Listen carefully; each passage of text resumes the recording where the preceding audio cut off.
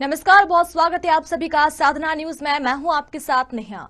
कहते हैं कि यदि इंसान के मन में कुछ कर गुजरने का जज्बा हो तो वो क्या नहीं कर सकता। जी हां, कुछ ऐसा ही जज्बा छत्तीसगढ़ के खरोरा में दिखा गया। आपको बता दें कि खरोरा में लगे इल्दा गांव की छात्रा स्वाति साहू का साइंटिस्ट बनने का सपना सच होने जा रहा है।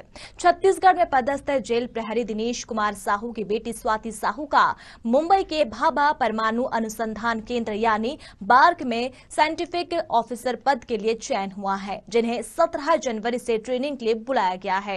वहीं स्वाति साहू का कहना है कि पूर्व राष्ट्रपति missile man APJ Abdul Kalam से उन्हें प्रेरणा मिली है। इस उपलब्धि से जेल प्रशासन सहित स्वाति के परिवार में हर्षोल्लास का माहौल है।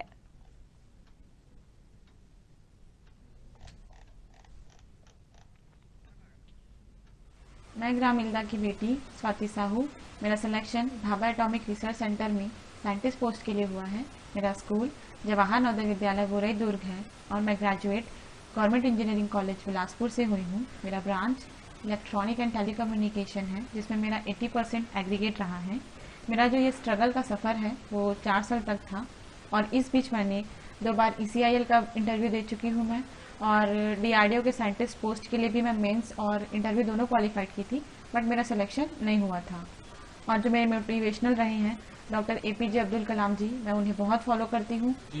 स्वाति साहू पढ़ाई में अव्वल रहती थी, साइंटिस्ट में उनका चयन हुआ है और मुंबई 17 तारीख को ज्वाइनिंग करेगी।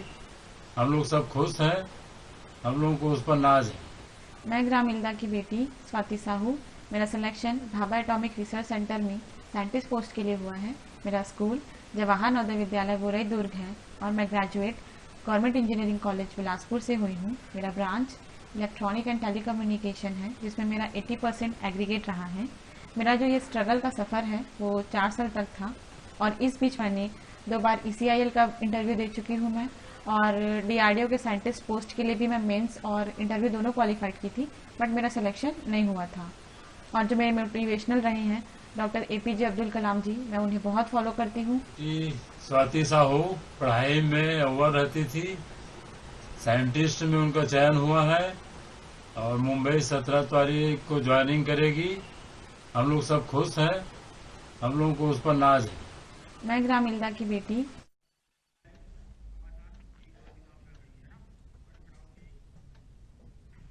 और चलिए सीधे रुक करते हैं रायपुर स्टूडियो का, जहां स्वाति साहू हमारे साथ लाइव जुड़ी हुई है। स्वाति, सबसे पहले तो स्वागत है आपका साधना न्यूज में।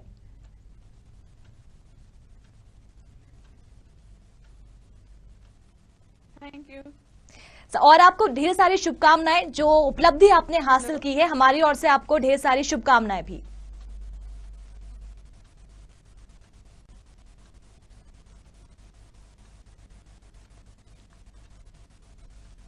स्वाति, सबसे पहले जानना चाहेंगे कि मेहनत, आप जो जिस पोजीशन पे आप पहुंची है, जो आपके लिए चयन किया गया है, आपको जल्दी ही ज्वाइन करना है, मेहनत की अगर बात करें तो किस तरीके से आपने मेहनत की, पढ़ाई की और उसके लगन के बाद आप एक मुकाम पर आज पहुंची है?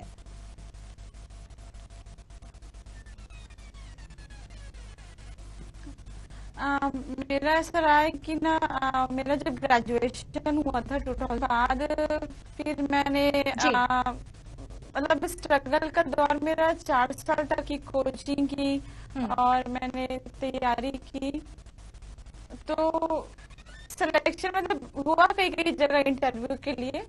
मैं क्वालिफाइड, कुछ जैसे DRDO के बारे में भी मैंने बताया था, तो उसमें भी मैंने मेंस क्लियर किया। जो है वो मेरा हुआ था, लेकिन जो ओवरऑल सिलेक्शन नहीं हो पाया। हाँ, मेरे को कि हाँ मैं कुछ तो रीच कर रही हूँ करके, और फिर फाइनली मेरा फिर सेलेक्ट।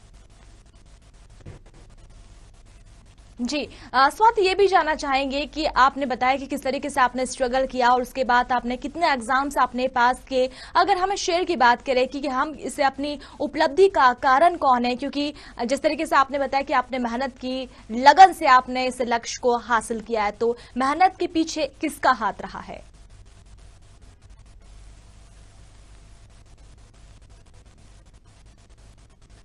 मेरे ख्याल से एक तो पेरेंट्स है सबसे पहले, क्योंकि वो आपको हमेशा मतलब रखते हो आप थोड़ा और टाइम दो। और मेरे को लगता है उनका सबसे बड़ा हाथ जो आपको मोटिवेट करते हैं। और मेरे लाइफ में ना मेरे दोस्त जो है ना बहुत सपोर्ट किए जी। हैं, बहुत सपोर्ट। कुछ भी चाहिए हो तो मैं उन लोग हमेशा रहते थे कि हाँ भी जरूरत होगा तो हमको बोलना करके। और जैसे कि कभी सिलेक्शन नहीं होता है तो करते हो यार मेरा नहीं हो पा रहा है, तो वो लोग हमेशा मोटिवेट किए हैं। जी। और हर तो मेरे दोस्त लोग का भी बहुत बड़ा हाथ है मेरा सिलेक्शन होने के पीछे। नहीं, ये तो बहुत ही अच्छी बात है। दोस्तों का सपोर्ट, फैमिली का सपोर्ट बहुत ज्यादा जरूरी होता है और कहीं ना कहीं यही वजह है कि स्वाति ने आज ये मुकाम हासिल किया है।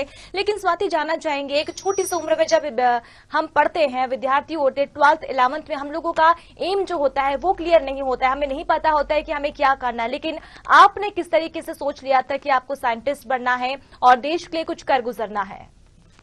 हाँ, आप सही बोले। हम लोग को 11th में तो पता ही नहीं होता कि हमें क्या करना है। इवन मैं जब ग्रेजुएशन कर रही थी तभी मुझे नहीं पता था कि मुझे क्या करना है करके। लेकिन जब मेरा 2016 में थी, जब मेरा जब ग्रेजुएशन था, जब वो क्लियर हुआ तो हाँ था कि नहीं मुझे गेट में जाना है, कोचिंग करना है। मतलब मुझे अपना जो सब्जेक्ट है वो बहुत बेसिक से क्लियर करना है, तो वो मेरे मन में था। फिर जब मेरे को धीरे से, क्योंकि मेरे मोटिवेशन रहे हैं डॉक्टर एपीजे अब्दुल कलाम जी, मैं उनके फोटोज जो हैं, उनके थॉट्स जो है मैं दीवार में मतलब चिपका के रखती हूँ और डेली उनको देखती हूँ। मैं उनके बारे में बहुत बुक्स भी पढ़ती हूँ। फायर ऑफ ड्रीम्स जो मेरा फेवरेट बुक है उसमें से। तो मेरे मन में रहता था कि नहीं मतलब मेरे को साइंटिस्ट का तो निकालना ही है पोस्ट करके। और ऐसा है, मतलब पहले भी निकला ही था और ये तो सेकंड मतलब जिसमें मेरा सिलेक्शन हुआ। तो पहले में जो था कि वो नहीं हो पाया था, बट अब सिलेक्शन हुआ। मतलब पहले में जो था कि बट अब फाइनली हुआ। मतलब ये आपने सोच लिया था कि मुझे जाना ही है इसी फील्ड में, या आपने पहले से तय कर लिया था?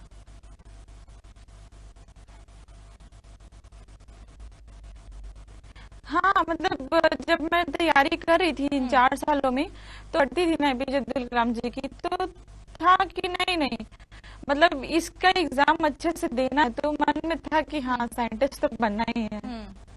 जी। स्वाति, जानना चाहेंगे, भाभा परमाणु अनुसंधान केंद्र में आपकी ज्वाइनिंग हुई है, कब से आपको ज्वाइन करना है?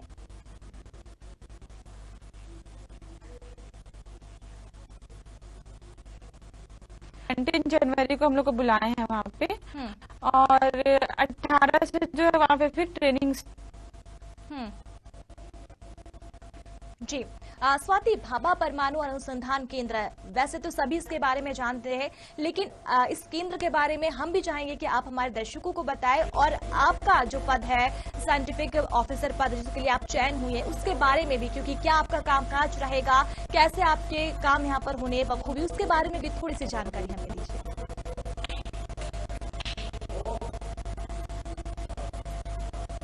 तो हमारा जो भाभा है वो डिपार्टमेंट ऑफ एनर्जी जो है उसके अंदर, जो कि इसका सरनेम ही है भाभा एटॉमिक रिसर्च सेंटर, तो ये सब परमाते हैं उसी से रहता है। और हाँ जी, तो इसी के बीच में ही आप बोल सकते हैं इसके अंदर और भी जो ब्रांचेस आते हैं डिपार्टमेंट ऑफ एनर्जी के अंदर भी आता है। जी, आपका यहाँ पर क्या काम है, किस लिए आपको काम करना है? क्योंकि साइंटिफिक ऑफिसर पद तो ये है, यकीनन हम समझ तो रहे हैं, लेकिन हम स्वाति से भी जानना चाहेंगे कि उन्हें क्या काम काज करना, जरा हमारे दर्शकों को भी बताएं।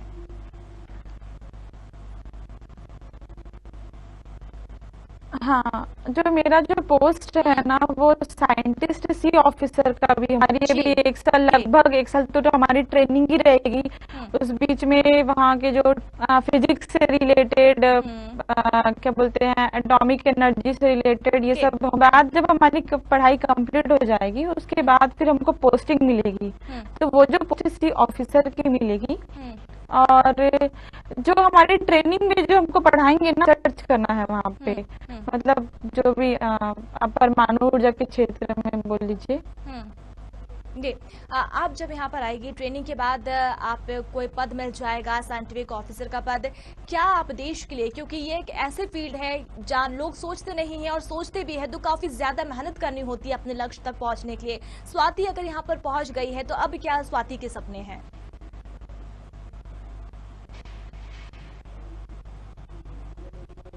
जरूर मैं अपने देश के लिए जरूर कुछ करना चाहूंगी। ईमानदारी से बहुत मतलब मुझसे जो हो पाएगा, क्योंकि मैं बता चुकी प्रोफेशनल रहे हैं और मैं उनकी तरह ही जरूर कुछ करना चाहूंगी।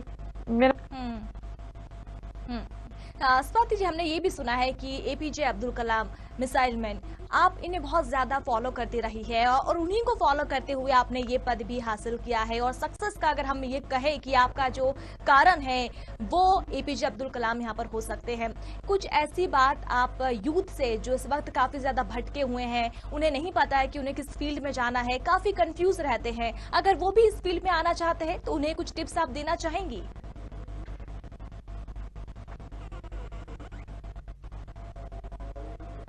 अगर साइंटिस्ट बनना है तो आपको तो मतलब एक तो इंजीनियर एससी कर रहे हैं फिजिक्स मैथ से, वो लोग भी इसे दे सकते हैं। और पहले हो गए वो तो सारे इसमें एलिजिबल है।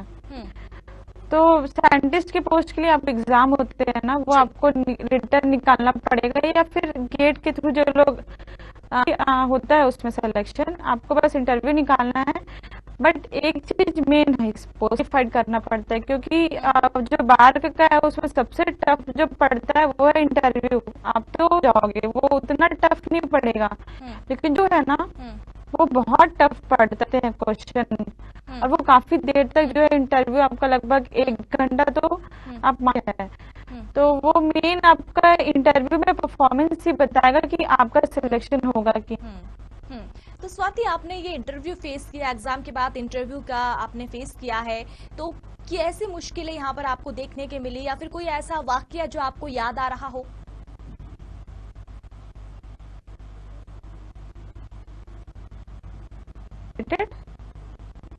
जी स्वाति, आप हमें सुन पा रही हैं? जी, आपने बताया कि एग्जाम के बाद जी हाँ जी, एक बार फिर से कहिएगा। जी, मैं प्रश्न दोहराती हूँ। आपने बताया कि एग्जाम होता है, रिटन एग्जाम, उसके बाद इंटरव्यू की बारी आती है और इंटरव्यू जो होता है वो सबसे ज्यादा टफ होता है। यकीनन कोई भी कॉम्पिटिटिव एग्जाम हो, इंटरव्यू निकालना बहुत ज्यादा मुश्किल होता है। आपको कुछ ऐसा वाकया, आपने कोई ऐसी कठिनाइयों का सामना किया हो जो आप हमारे दर्शकों से साझा करना चाहें?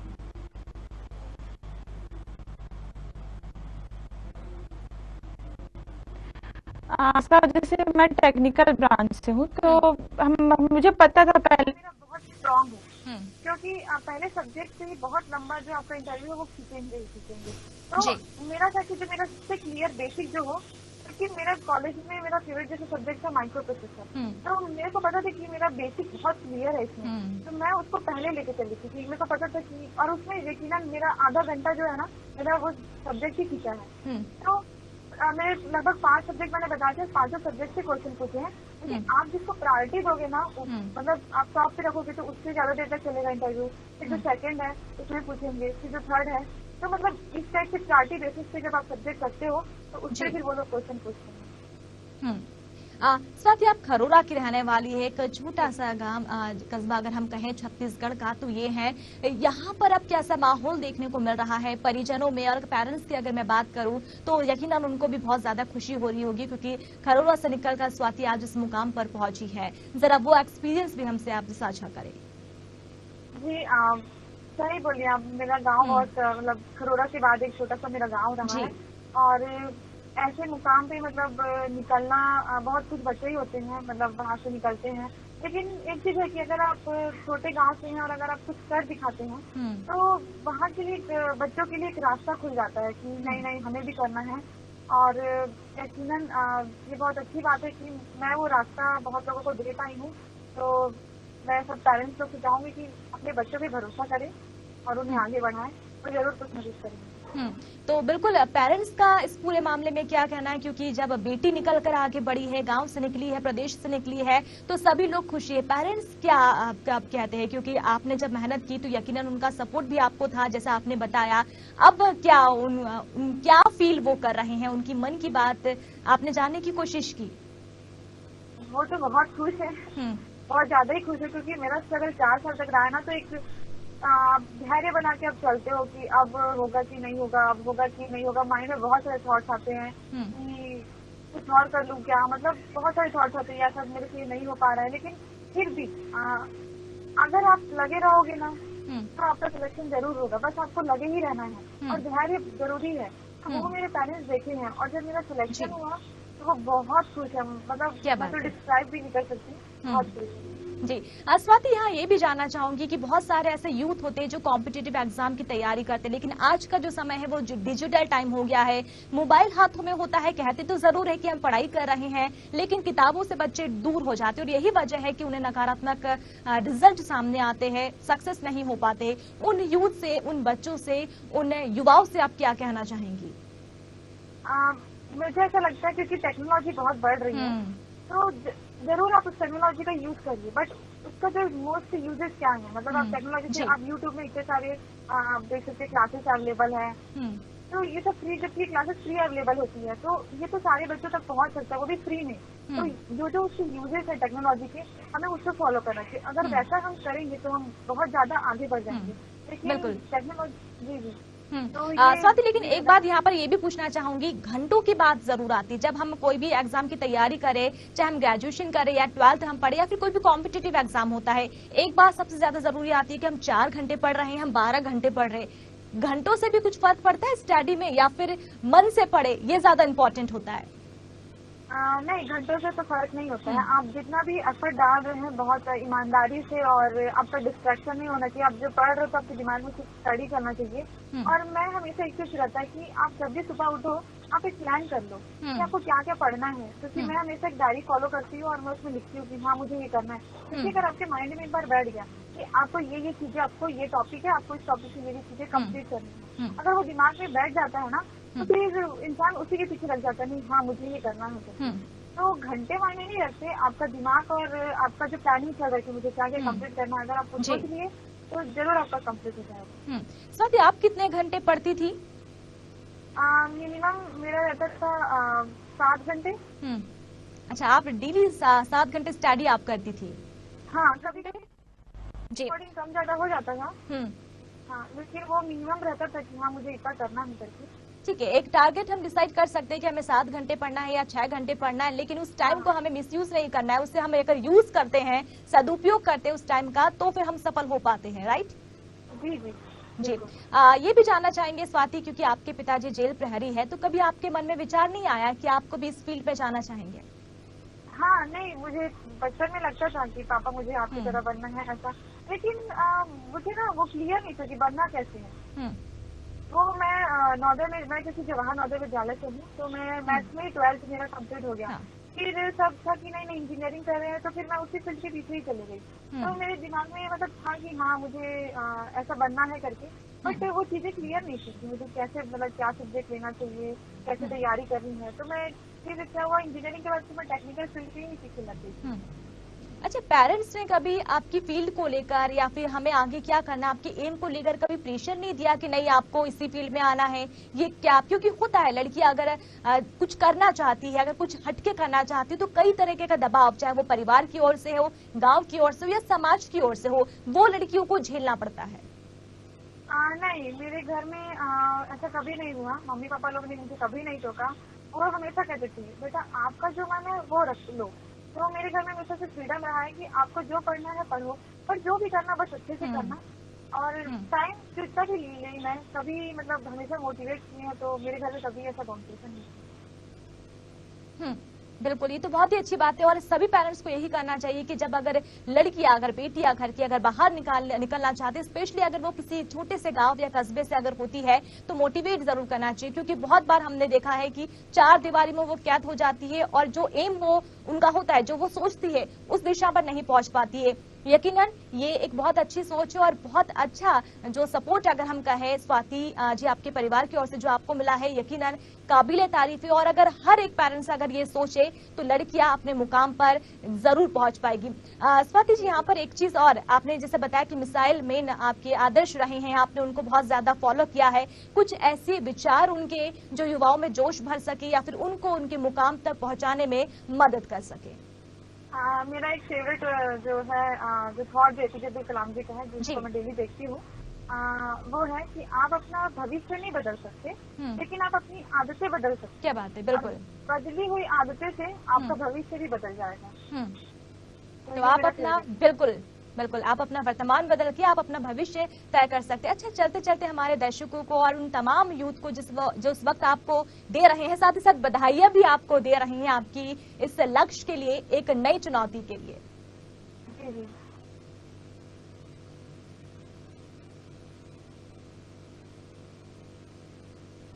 आप चलते चलते हमारे दर्शकों को क्या मैसेज देना चाहेंगी?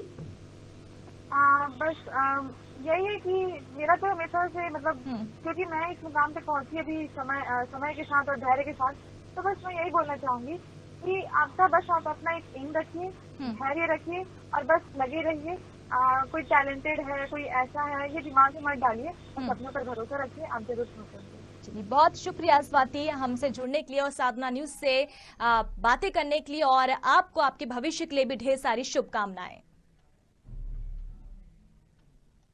तो स्वाति साहू हमसे जुड़ी हुई थी, और ये भी आपको बता दें कि स्वाति साहू ने वो कर दिखाया है। एक छोटे से गांव से निकलकर स्वाति ने एक नया मुकाम हासिल किया है, और जल्द ही स्वाति की ज्वाइनिंग होने वाली है। स्वाति साहू साइंटिस्ट बनने का सपना देख रही थी, और अब उनका ये सपना साकार होता नजर आ रहा है।